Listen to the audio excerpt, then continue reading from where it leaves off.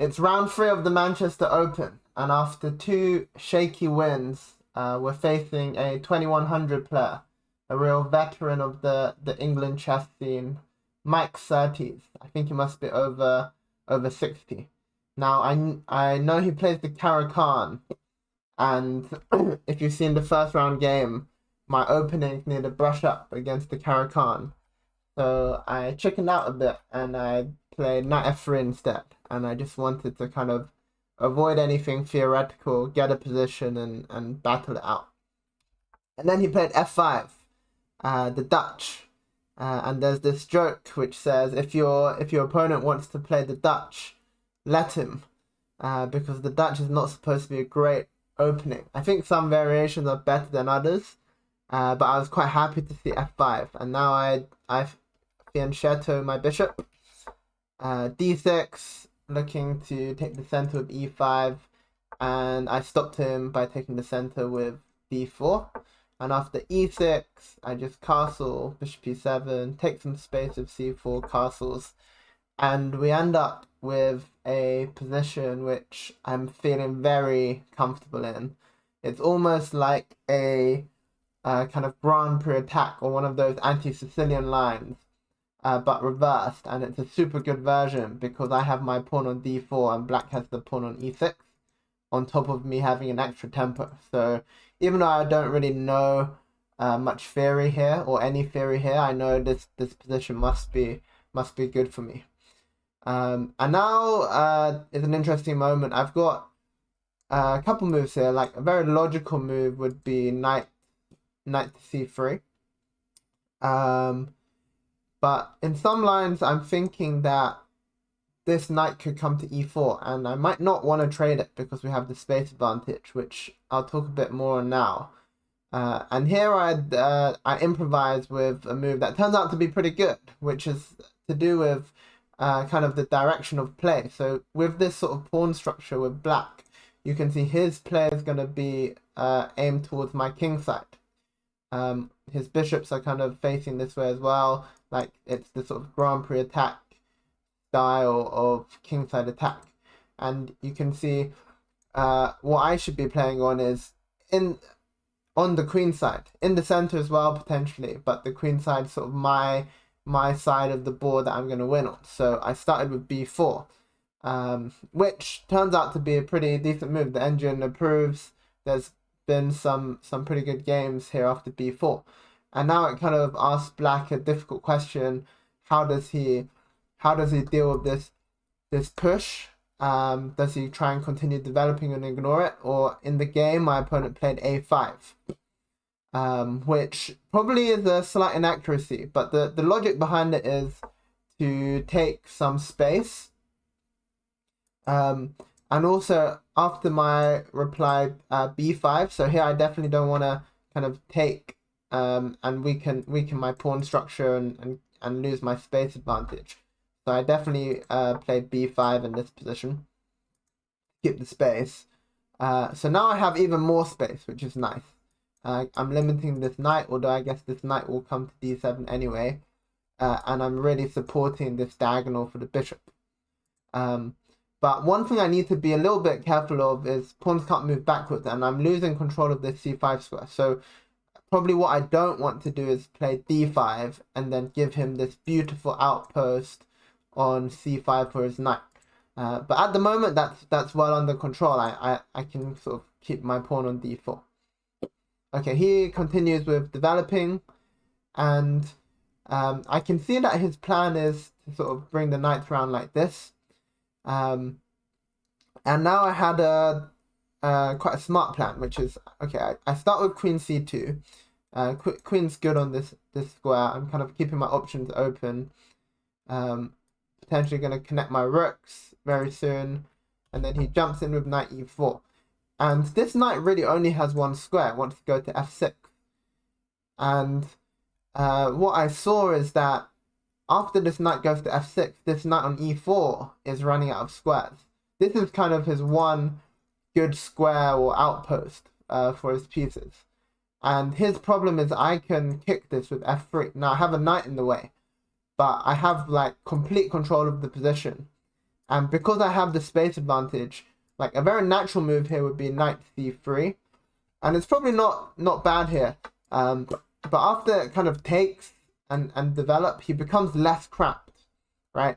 If you imagine 10 people in a very small room, it's very cramped. But if you only have 2 people in a small room, it can be fine. So when you have the space advantage, what I'm trying to do here is avoid trading pieces. And here instead of sort of playing the natural developing move, I played bishop b2. And now after he jumps knight f6, this is now I play knight back to e1. And now I'm going to kick the knight with f3. And suddenly his knights don't have any good squares and they're sort of blocking themselves. I did have a slightly improved version of this, which is instead of bishop b2, this is the exact same idea. I can play a4. And the idea is kind of a4 is a useful move that I want to play anyway at some point to sort of take more space, support this pawn. I'm playing on the queen side. And here, if I do the same thing, but with the bishop on c1, it's actually even stronger. Because now this bishop is actually quite useful in c1. Like a4 is more useful than bishop b2 because I control this g5 square. And now f3 is actually threatening to completely trap the knight. What I played in the game was still good. And one of the reasons was I was a bit worried about e5. I wanted to stop e5. But he's really not threatening e5. Like if he plays e5 here, I'm very happy. Like sure he can play it without losing a pawn, without my bishop on b2, but I could play bishop b2 now, and now my bishop's definitely on a great square. And the position, I'm fine with the positioning opening up. My pieces on better squares. Okay, so in the game I went with bishop b2, knight f6, knight e1. And now it's very awkward for him. It's like his knights are in the way of each other. He tries to continue with the attack with queen e8. And okay, I can kick him immediately, but there's no rush. The knight's not doing anything there.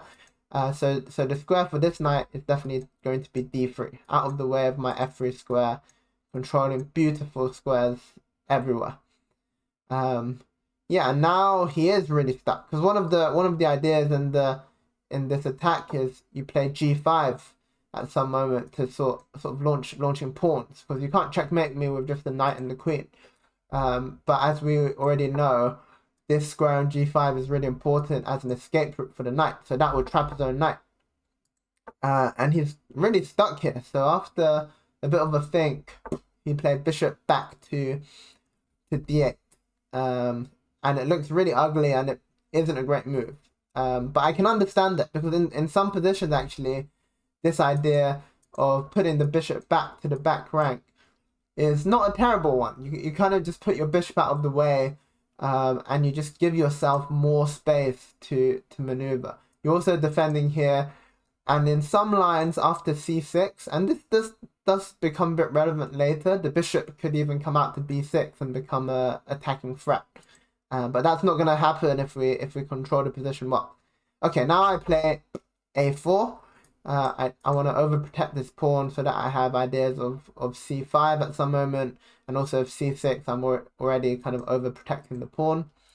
And now he is trying to really maneuver and create some threats on the king side. f4 being the sort of key idea, which I don't know if it's a huge threat or not, but my position's so nice here that I just stop the threat, and you can see the sort of evaluations going through the roof. I just need to stop f4, and strategically, like I've put my pieces on really nice squares, and he's put his pieces on kind of super questionable squares. So we've outplayed him here and achieved a really nice position. Okay, now his knight has the retreat path to f6, so he can play g5, but this attack is not really scary at the moment. Like I need to give him like 5 extra moves and do nothing for his attack to be scary. So now I do kick the knight back to f6, and now I can develop my knight. You notice how I've kind of kept all his pieces on the board, and it just keeps him super cramped. Okay, he gets the queen out to g6, which makes sense. There's a bit of an annoying pin on my queen in some lines. And now my break is going to be e4. I could potentially pret here, but he's not doing anything useful in his position, so let's bring in the last active piece. And now I'm like super ready to fight, whereas he is like I've got perfect harmony, and his guys are like just playing completely out of tune. Bishop d7, he's trying to improve his pieces a bit. And now, like, I just sense this is the moment that I go in and open up the position with e4. We haven't done any trades at all, but my position is just completely crushing as well. Completely crushing already. Okay, so he takes. And now I had an interesting choice. I can take with the knight or take with the pawn. Both are actually very good. I managed to pick the better one, which is to take with the pawn to open the f-file. And also I have some sort of concrete threats immediately of pushing this pawn to e5. Like, I'm ready for the kill. Okay, c6. And now he's looking to get the bishop out. And I do have to be a little bit careful that I don't allow this bishop out, this knight to g4, and get into some trouble on the dark squares here. But here, like, I have quite a simple solution, which is after c6, that pawn was protecting d6. And now this bishop is not really doing too much. It looks really nice, eyeing this up, but now I just need to switch to attacking his weakness on d6. I play my bishop to a3, attacking the pawn, and it's super awkward for him to defend. Like, if he defends with the bishop, he has the pawns pinned. So I can play pawn to e5. So he decides to retreat with the knight. But now I have a forcing sequence here, which just really crushes him. And I've been doing some tactics training, so my calculation is not bad at the moment. And I saw this forcing sequence pretty quickly. Always calculate your forcing moves first. So taking, he has to play king takes. And then do I have any follow-up here? Yes, I do. I can jump my knight into e5, making use of this pin.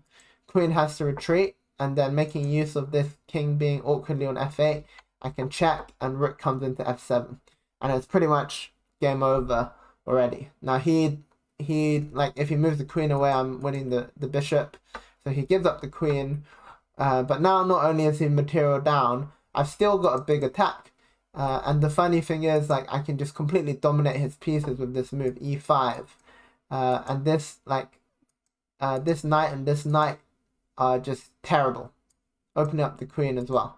And here it's just a matter of kind of finishing out the game, bring the bishop into attack, keep the pieces away from the f6 square. I don't need to do anything fancy here. I just kept limiting his pieces, and now I just need to bring in the knight to help me checkmate it. He gets a check, but it doesn't really do anything. Jump in with the knight. Queen comes in. And here, don't blunder with knight f7, because he plays rook takes and then takes the bishop. Just the real calm queen h6, and he's got no way to stop my checkmate coming next. I'm going to bring the bishop back out somewhere, and then queen h7 is going to be checkmate. So round 3 was a very smooth game. I'm pretty happy with this game, actually. Just strategically very sound, and kind of crushed him from start to finish. All right, next round I'm facing a 21-70-80, so an even tougher opponent who's also on 3 out of 3. I'll see you in the next one.